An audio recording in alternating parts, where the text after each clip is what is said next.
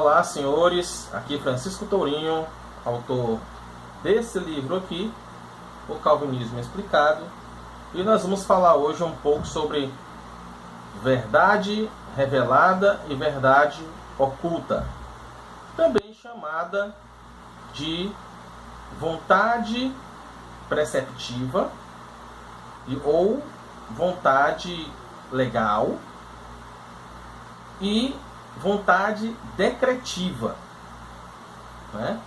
Então vamos lá. Vontade oculta, vontade revelada, que pode ser também chamado de vontade decretiva ou vontade preceptiva.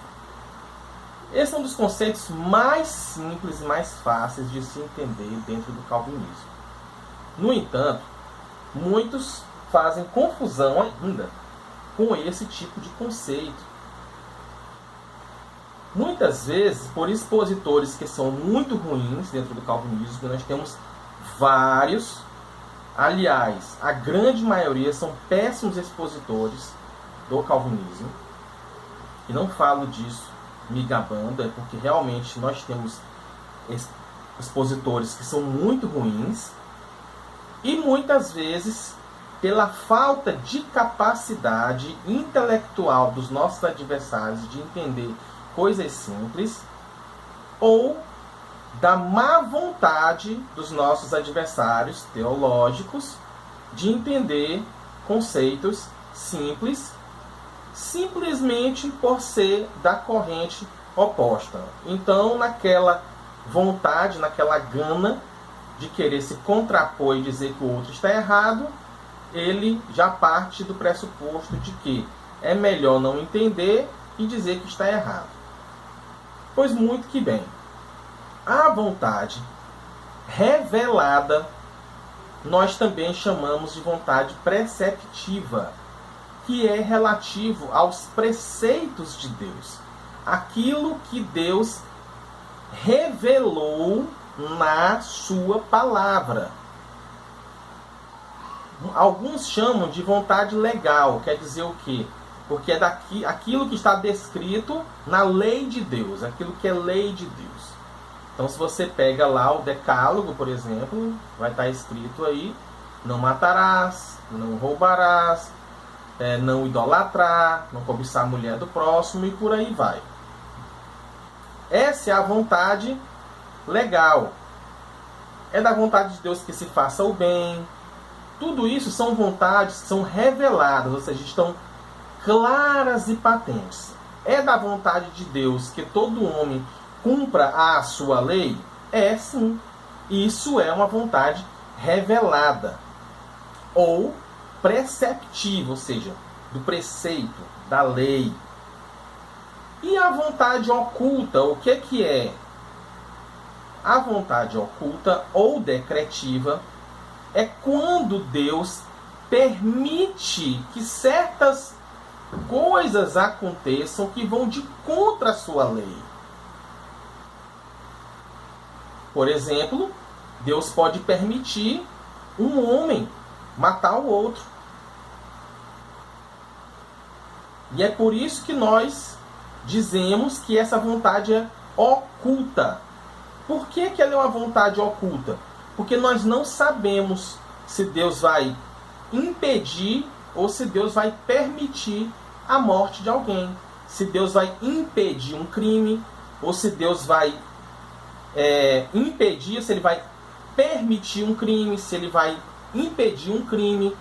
Nós não sabemos, isso cabe somente a Deus. O amanhã, o futuro, os eventos que não estão sob o nosso controle, nós não sabemos o que vai acontecer, então é oculto para nós. Mas Deus já sabe. Então, nós dizemos que isso é uma vontade oculta, porque nós não sabemos se é da vontade de Deus impedir ou permitir determinado evento. Aí, muitos vão dizer que essa vontade ela é contraditória com a outra. Que no calvinismo Deus tem vontades contraditórias. Aí, quem fala isso daí está simplesmente equivocado e não está atentando para o amplo espectro da coisa. Porque quando nós dizemos que uma coisa é contraditória, ela só pode ser contraditória se essas duas coisas, esses dois elementos, eles são contraditórios no mesmo sentido. E não é no mesmo sentido, porque um é relativo somente à lei de Deus, é relativo somente ao dever do homem. E a outra, que é a vontade decretiva ou oculta, é relativo àquilo que Deus vai permitir ou impedir. Não é relativo ao dever do homem. Por exemplo, Deus permitiu que Satanás tocasse em Jó. Essa vontade, ela era oculta para Jó. Jó não sabia que Deus tinha permitido que Satanás tocasse nele. Então era uma vontade oculta, mas Deus permitiu, e permitiu querendo permitir. Então nós dizemos que era da vontade de Deus permitir que Satanás tocasse em Jó.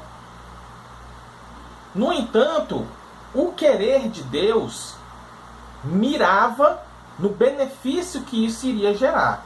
Lá no final do livro de Jó, nós vemos que todo o sofrimento de Jó serviu para um objetivo que seria muito maior, sacou um bem muito maior do que o mal que Jó sofreu. Então era da vontade de Deus permitir que Satanás tocasse em Jó, mas Deus fez isso mirando num bem maior. Então o querer direto de Deus era o bem. E indiretamente ele quis que Satanás tocasse em Jó apenas para sacar esse bem maior. Satanás aí serviu de um instrumento de Deus para aperfeiçoar o caráter de Jó. Podemos, por exemplo, pegar o caso de Jesus Cristo. Jesus Cristo morreu, foi humilhado, foi castigado, moído.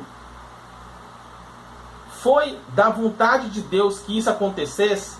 Sim, foi da vontade de Deus que Jesus Cristo padecesse, mas não pelo prazer da morte e do sofrimento de Cristo, mas porque aquele evento traria a salvação do seu povo.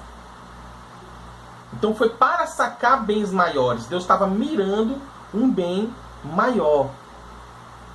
Então a vontade oculta, ela não deseja o mal.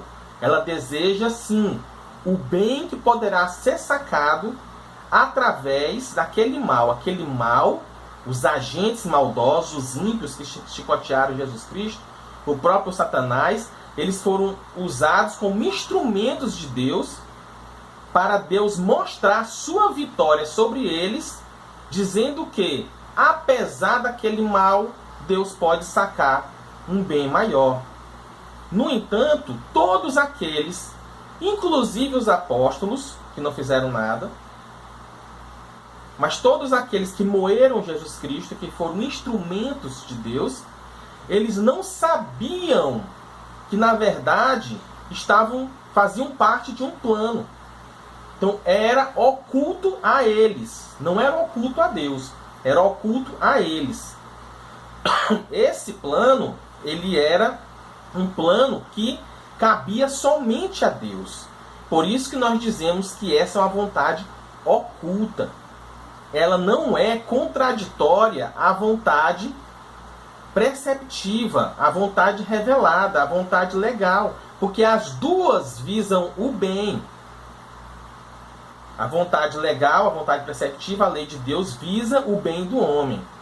E a vontade oculta visa sempre o bem. O bem, nesse caso, universal, que pode ser de um homem particular, pode ser de uma comunidade, ou pode ser apenas um bem no sentido de trazer um bem abstrato, né? Por assim dizer, Como, por exemplo, quando Deus traz o seu juízo sobre um povo. Deus revelou, por exemplo, a Noé que ele iria destruir Sodoma e Gomorra. Então, Noé foi lá e pregou. O povo não acreditou. Deus mandou o seu juízo sobre aquele povo, trazendo um bem universal. Veja bem, trouxe um bem universal. Porque ele exterminou ali um povo mau e resguardou a semente do povo eleito. Que no caso da Líria saiu o Messias. A vinda do Messias estava ameaçada ali. Eu posso discorrer sobre isso depois. Então, vários e vários são os eventos nas Escrituras que nós vemos que existe uma vontade oculta, não porque essa vontade oculta é contraditória com a do dever, mas porque é como Deus conduz o seu plano na história, apesar das criaturas más. Por exemplo, você vai sair de casa amanhã ou não, porque nós estamos de quarentena. Mas você não sabe se você vai precisar sair de casa. E infelizmente, Deus o guarde, você não sabe que se você sair de casa, você pode sofrer um acidente. E é por isso que hoje à noite você vai abaixar seu joelho, vai orar e vai dizer assim: Senhor, me protege do mal, me livra das tentações. Não é assim que a gente ora? Por quê? Porque nós não sabemos o dia de amanhã. E nós não sabemos se Deus vai permitir que algum mal assole você. Porque pode acontecer, pessoas boas sofrem. Então, como você não sabe, ela é uma vontade oculta a você. Não é oculta a Deus, não. Não é Deus que tem algo escondido dele mesmo, não. Não. Deus sabe. Então, uma é relativo ao plano, que é a vontade decretiva. A vontade decretiva ou vontade oculta é relativa ao plano, porque nós não sabemos como Deus conduz o seu plano na história. E a outra é uma vontade preceptiva, revelada, quer dizer que está apenas relativo ao dever de todo homem. Tá ok? Então, nada mais que um apago. Acredito que isso aí é uma dúvida que está totalmente resolvida e sanada. Até mais.